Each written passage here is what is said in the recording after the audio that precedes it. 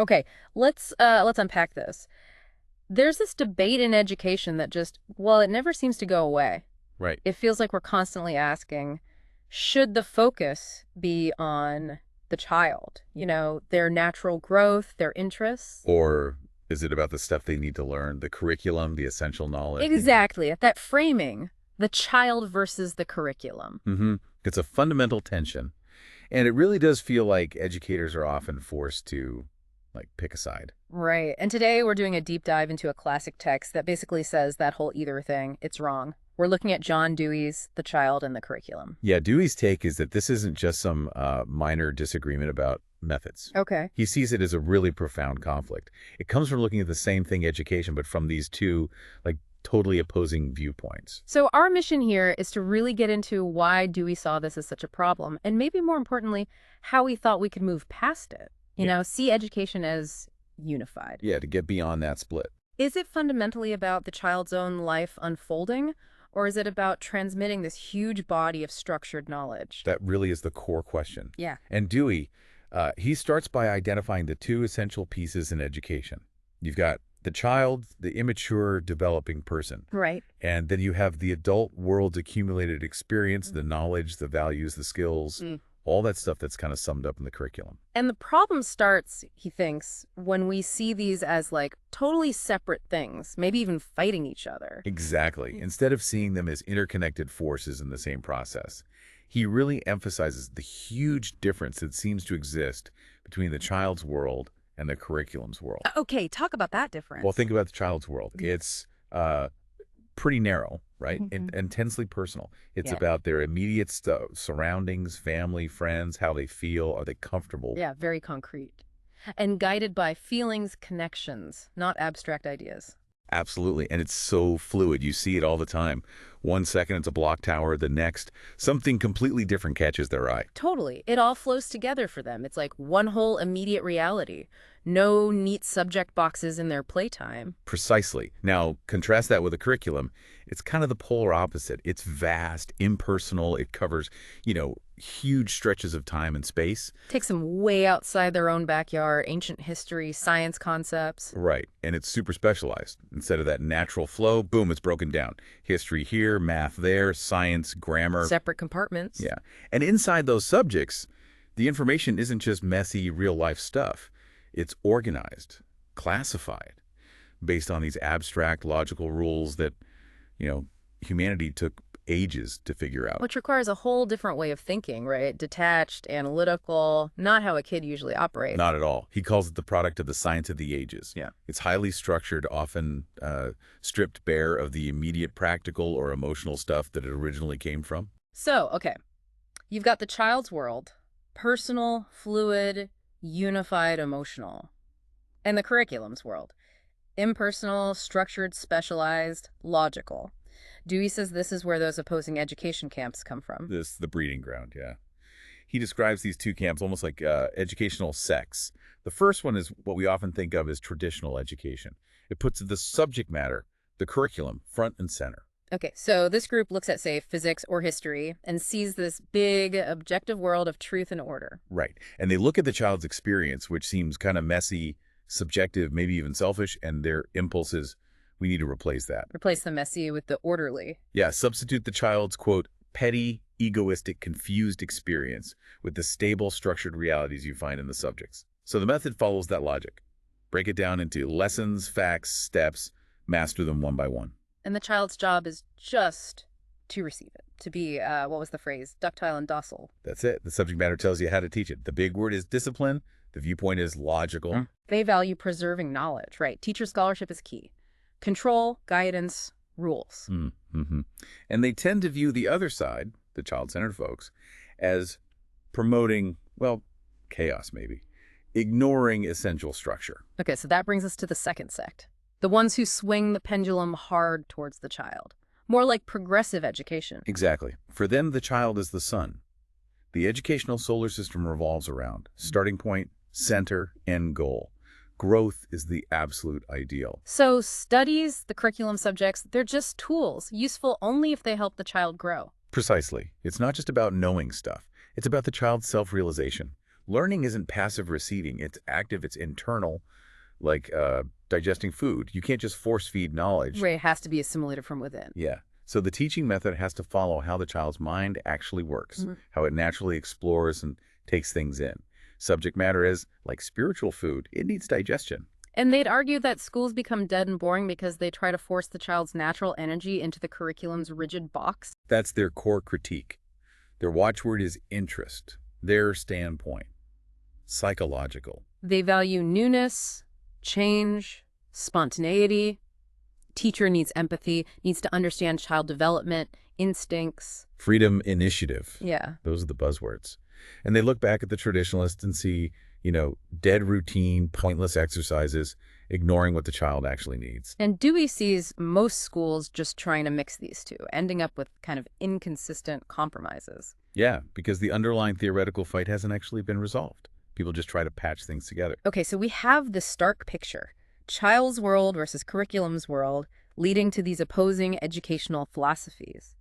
How does Dewey propose we get past this huge gap? Right, and this is where Dewey's genius really comes in, I think. He basically says the whole opposition is flawed. It's based on a misunderstanding. How so? He argues there isn't a difference in kind between the child's raw experience and the organized subject matter.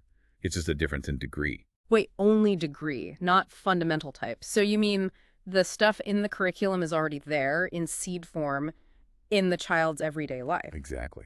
The simple facts, the budding interests, the attitudes, the ways of figuring things out that a child uses, they are the same kind of thing that over centuries got developed and organized into history, science, math. Huh, okay.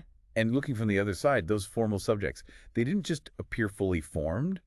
They grew out of the same kinds of human activities and curiosities that you see in a child. So they're not alien invaders into the child's world, they're the mature form of it. That's the key idea. He says they aren't separate things fighting each other. They're points on a single continuum. A continuum. Yeah, I was using this great image. The child and the curriculum are two limits which define a single process. Like you need 2 points to define a line, right? Right. The child's current experience is 1 point. The organized knowledge in the curriculum is the other point. And education instruction, that's the continuous process of moving along that line, constantly reconstructing the experience. So the curriculum isn't other than experience. It is experience, just experience that's been reflected on, organized, made more powerful. Yes. Studies are experience. They're the accumulated, tested, formulated experience of the whole human race. So the child's immediate, maybe messy experience and the curriculum's refined knowledge, they're just the start and end points of one reality. Wow. Opposing them, Dewey says, is like opposing infancy and adulthood. They're stages of the same life, not different species.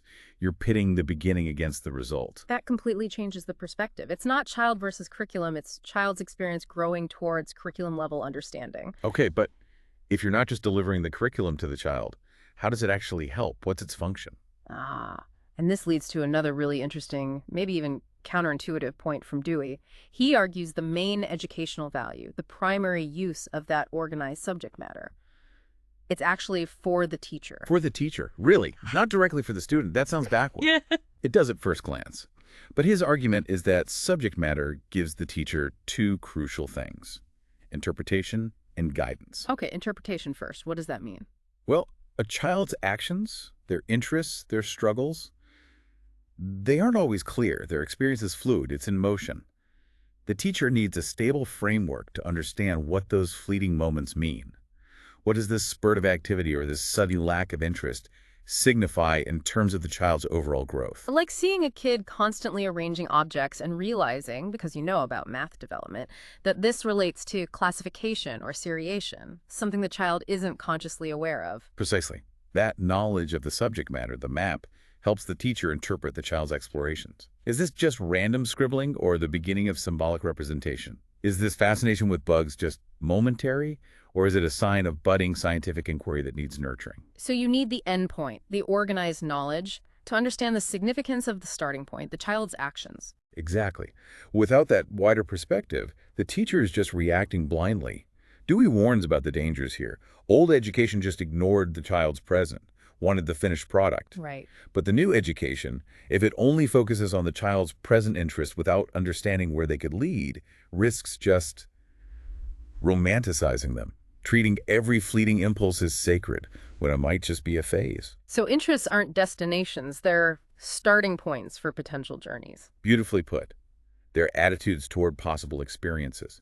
Treating them as finished achievements leads to just spoiling the child, not educating them.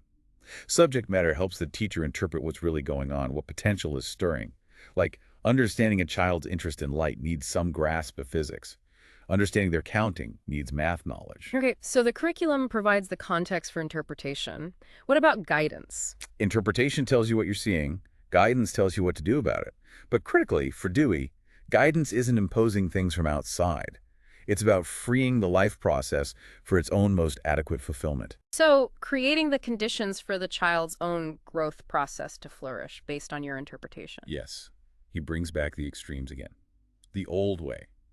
Impose the curriculum. The risk in the new way. Leave the child totally alone, expecting them to just develop magically out of thin air. Yeah. Both fail because development isn't magic. It's a process that requires the right conditions. And knowing the right conditions, the right next step, the right stimulus, that requires understanding the subject matter trajectory. Absolutely. To guide a child who's just starting to count towards real number sense, the teacher needs to understand mathematics deeply. Needs to see how the whole field of math grew from beginnings like these to know what kind of experience or problem will prompt the next natural step for this child. It's not development out of experience, but of experience into more complex experience. Precisely. Guidance means selecting the right environmental stimuli, the right materials, questions, challenges that connect with the child's current impulses, and lead them towards gaining new, richer, more organized experience. And knowing what stimuli are needed requires understanding the potential endpoint, which is revealed by adult knowledge, the curriculum. This sounds like it connects directly to his ideas about the logical versus the psychological aspects of learning. It absolutely does. The logical is the subject matter, as it's finally organized the neat map, the finished product, fixed and summarized. The psychological is the subject matter as it's being learned, as it relates to the individual child's messy, unfolding process of growth, fluent, personal, full of trial and error. The map versus the explorer's journey. Exactly that analogy. The logical is the finished map, compiled after many journeys. The psychological is the actual, often winding, uncertain path of discovery the explorer takes. And they need each other, right? The messy journeys provide the data for the clean map. Right. And the map then organizes all those individual experiences into something coherent and useful beyond just retracing one person's steps. So what is the map useful for, then, if it's not the journey itself? You can't just memorize the map and claim you've traveled. Dewey is very clear on this. Its value is not as a substitute for direct experience.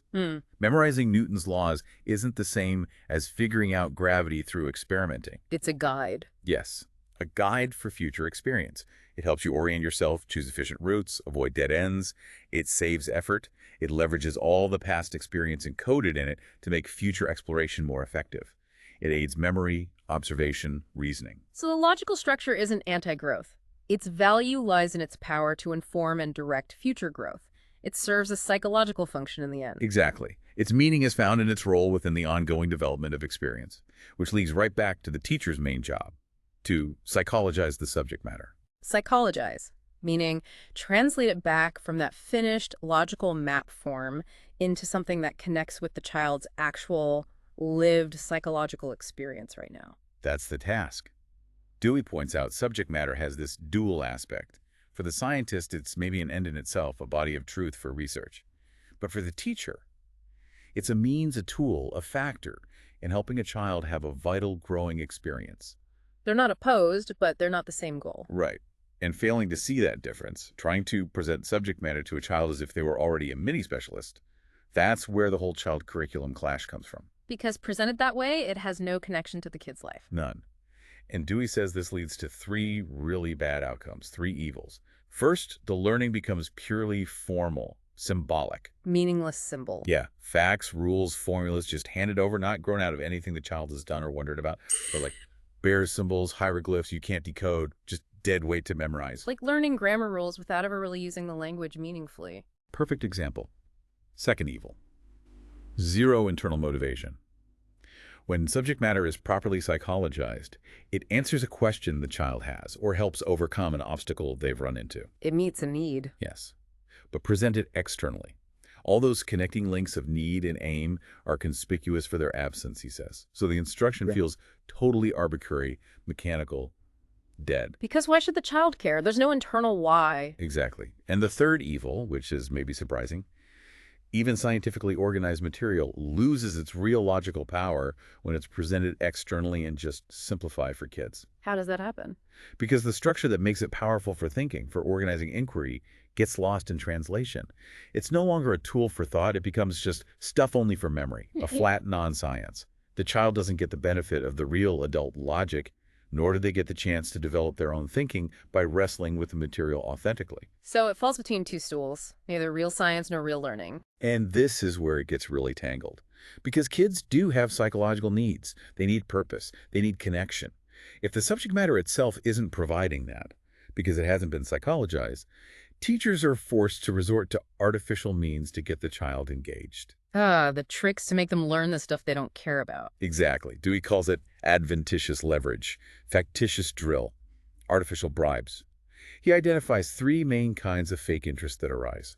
First, kids can actually develop an interest in just the routine itself, the mechanical procedure. Like finding comfort in just doing the worksheet, even if it's pointless. Sad, isn't it? When meaningful work isn't there, the mind can settle for the small satisfaction of just going through the motions. Memorizing becomes a substitute for understanding. Okay, what's the second substitute? Contrast effects, making the boring lesson seem interesting, only because the alternative is worse, getting yelled at, bad grades, detention. A lot of what passes for classroom discipline, Dewey implies, is really just motivation by fear or avoidance of pain. So the interest is in avoiding the negative consequences, not in the material itself. Precisely. And the third one is the classic making it interesting, the sugarcoating approach. Games, songs, flashy stuff. Yeah, unrelated activities used to distract the child while you try to slip the real lesson in. But Dewey points out, if the child's attention isn't actually on the subject matter in a meaningful way, they're not really learning it. They might enjoy the game, but the knowledge doesn't get assimilated. The sugar gets eaten, the medicine is spat out. So trying to jazz up externally presented material is actually way less effective and maybe even harmful compared to the real work of connecting it to the child's own experience. That's his argument. It has to grow from their world, connect to their motives, not just be dropped into it with some glitter. Okay, so let's bring it all home. Back to the big question, child versus curriculum. What's the final verdict from Dewey? Well, the core mistake, he says, is thinking you have to choose between two bad options. Either just letting the child drift aimlessly, unguided spontaneity, or forcing information on them from the outside, external imposition. Neither works. Right. Because activity always happens in response to an environment. There's no pure self-activity floating in a void. But also, you can't just pour truth into a mind. Learning always depends on the mind's own active response. And that's where the curriculum comes back in, but in a different role. Yes. The real power, the real value of that organized knowledge, the curriculum, is how it empowers the educator. It gives the teacher the understanding needed to shape the child's environment intelligently. And by shaping the environment, the teacher can, as Dewey puts it, by indirection to direct. The indirect direction, shaping the conditions so the child's own activity moves in fruitful ways. Exactly. So the curriculum is fundamentally a tool for the teacher. It's not primarily something to be delivered to the child. It's the map the teacher uses to understand the territory of human knowledge and potential so they can guide the child's exploration effectively. It shows the teacher what's possible for this child, the capacities, the fulfillments in skill, knowledge, character, based on what the human race has already achieved and figured out. Yes, and with that understanding, the teacher can then design the immediate learning situation, the materials, the tasks, the conversations, so that the child's own natural impulses and interests are channeled, guided, nudged towards realizing that potential. So in the end, the case is of the child. It's their growth we care about. Absolutely. It's the child's powers, capacities, attitudes that need to be realized. That's the whole point. But Dewey insists the teacher can't truly understand the child's present state or know how to help them realize that potential without a thorough grasp of the curriculum that organized race expression. Wow. Okay, so this deep dive really flips that whole debate on its head. It's not a battle, child versus curriculum. They're two ends of the same educational journey. Exactly. The beginning point and the potential destination, defining a single process of growth. The curriculum isn't the enemy of the child's experience. It's the organized, mature form of it. And its main job is to equip the teacher. Not to impose facts on the child, but to help the teacher understand and guide the child's own developing experience toward its richest That's possibilities. the core message. So here's something to chew on then. If the curriculum's number one value is really as this sophisticated map for the teacher, how does that challenge what we think needs to be in the curriculum today? And maybe even more fundamentally, what does it tell us about what teachers really need to know and be able to do?